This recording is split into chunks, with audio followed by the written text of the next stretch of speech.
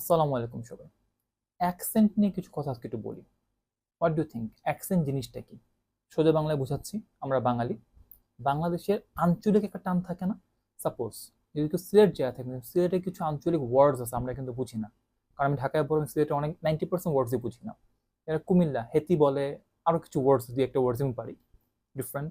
চট্টগ্রামে যান, কিছু চাটগেয়া টার্মস আছে। ওকে, আপনি যেই সাইডে যাবেন কিছু আঞ্চলিক টান থাকে, that is call the local accent. Fine. এখন ইংলিশ ল্যাঙ্গুয়েজে কথা বলতে গেলে আইরিশরা একভাবে ইংলিশে কথা বলে, ব্রিটিশরা একভাবে বলে, ইউএসএ একভাবে বলে, অস্ট্রেলিয়া একভাবে বলে, পুরো ইউরোপ একভাবে বলে, চাইনিজরা চ্যাংলিশে কথা বলে, as you have some idea. So এক এক জায়গার অ্যাকসেন্ট এক এক রকম। এখন যদি আপনি ইংলিশে ভালো করতে যান, আপনি যদি উচ্চারণ নিয়েই পড়ে থাকেন, ভাই সেন্টেন্স কখন মেক করবেন? You don't have to be British. আপনার গায়ের রং তো হোয়াইট হয়ে যেতেছে না, বা ইভেন আই এম ব্রাউন। আপনি তো আর গায়ের কালার চেঞ্জ করে হোয়াইট হয়ে যাচ্ছে না যে আপনি ব্রিটিশ হোয়াইট পিপলের মতো কথা বলবেন।